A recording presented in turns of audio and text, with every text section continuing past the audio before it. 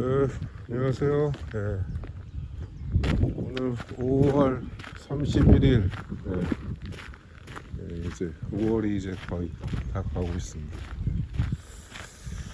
오늘은 역시 계속 즉흥적인 방송으로 정신장애 자기 소외 정신과 교양 부분에서, 이 부분은 그러니까 해겔이 정신이 어떻게 작동하는지를 이제 서양사를 통해서 이렇게 보여주는 건데, 이제 지난번에 로마 시대를 거쳐서 이제 중세 시대로 이제 넘어가는데, 예전에는 이제 정신의 하나의 이제 반성작용에 대한 하나의 비유로 이렇게 보이는 사례로 국가와 이제 부 이런 걸 들고 이렇게 해서 논의를 진행했는데, 이제는 부 사유재산이 아니라 국가를 가지고 좀 자기 소외의 정신장에서는 국가를 중심적으로 이렇게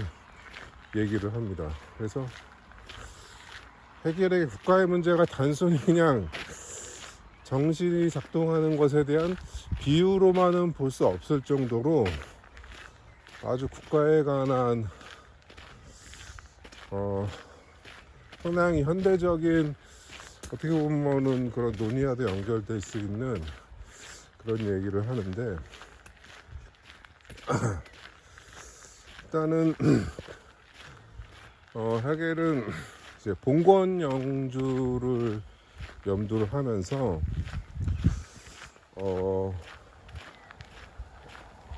그들이 국가의 이제 봉건영주는 이제 황제에게 충성을 하는 거죠. 충성을 하는데, 근데 이게 이제 해겔이 보기에는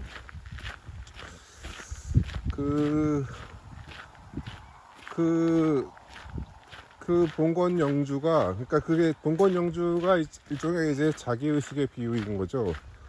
그것 자체가 아직은 정말 뭐 전쟁이 났을 때는 나가서 목숨을 바쳐서 싸울 정도로 그렇게 자신을 내어줄 만큼 국가에 자신의 모든 것을 걸 수 있다는 점에서 그러한 자기의식은 국가와 거의 뭐 일치하는 정도에까지 나아갔지만은, 아직 그것이 국가와 자기의 그런 완벽한 동일성에는 이르지 못한 것으로 봅니다. 왜냐하면은 그 자기의식에게는 아직까지도 자기의 특수한 의지가 남아있다는 거죠. 그러니까 온전히 자신을 다 바친 것이 아니라 아직까지는 좀 생색에 불과한 그러한 이제 국가에 대한 그런 헌신을 하고 있다는 겁니다. 그러니까 언제든지 이 자기의식, 그러니까 봉건영주로 이렇게 비유되는 이 자기의식은 국가에 대해서 언제든지 모반을 할 수 있는 그러한 의지가 있다는 거죠. 특수한 의지가.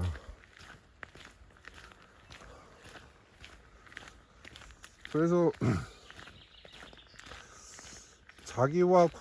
자기의식과 국가가 동일화되는, 어떻게 보면 참 웃기는 말이죠. 일본 제국주의의 뭐 내선일치처럼 이렇게 들리기도 하는 이런 주장을 하는데, 이거는 사실 해겔은 국가 권력이 자기의식과 자기의식과 동일화가 되지 않으면 국가 권력은 이제 추상적인 하나의 기구에 불과하다라는 거 보는 겁니다. 그러니까 이에 대한 사례로 제가 딱 드는 생각은, 정치인들을 보면 알 수 있죠. 뭐 이제 선거 때는 자신의 모든 걸 내어줄 것처럼 다 그렇지만은, 선거 끝나고 나면은 이제 자신의 본업으로 돌아가죠. 정치업자로 자기 사욕을 채우는, 물론 안 그런 정치인도 있지만 대부분의 정치인들은 그러한 이제 겉으로는 면목상으로는 예? 공익을 위한다고 하지만은 이제 실제로는 이제 그와 반대되는 자신의 특수한 의지를 채우려고 하는 그런 욕망을 갖고 있는 그런 사람들이 어떻게 보면 한국의 정치인들의 유형이라고 이렇게 볼 수 있죠. 그런 점에서 해겔의 그런 관점에서 봤을 때는 그런 사람들은 이제 봉건영주와 다름없다. 그래서 그러니까 해겔이 여기서 뭐 비유적으로 봉건영주를 말하지만은 그러니까 국가 권력이라고 하는 것에는 이제 국가 권력이 실제로 살아있는 권력으로 개개인에게 작동하는 것은 그 개개인이 그 국가 권력과 자기를 이렇게 동일시할 수 있는 그런 수준까지 올라서야 한다는 거죠.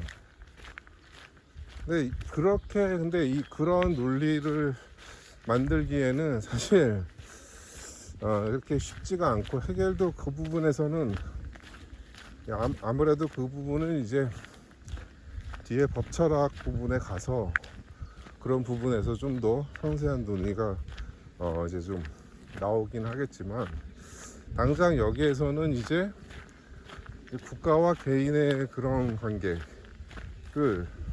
그것을 동일한 것은 아니죠. 동일한 것이 아닌데 자기와 국가라는 게 근데 그게 어떻게 동일화될 수가 있는가?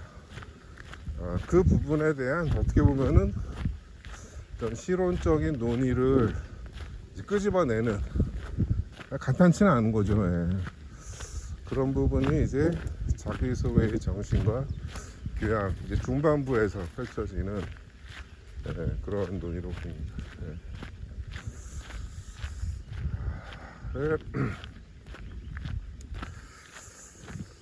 이게 막 논의가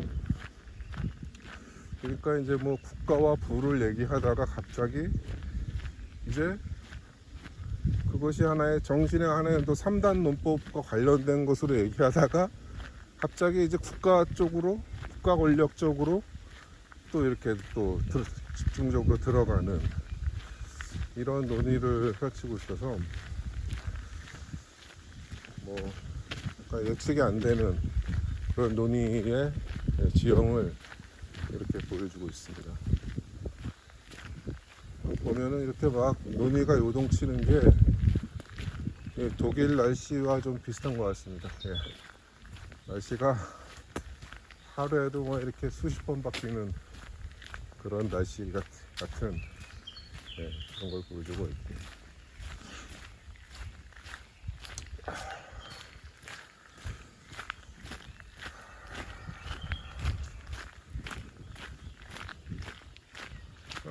얼마 전에 제가 이제 그 텍스트 강도 이런 방송에서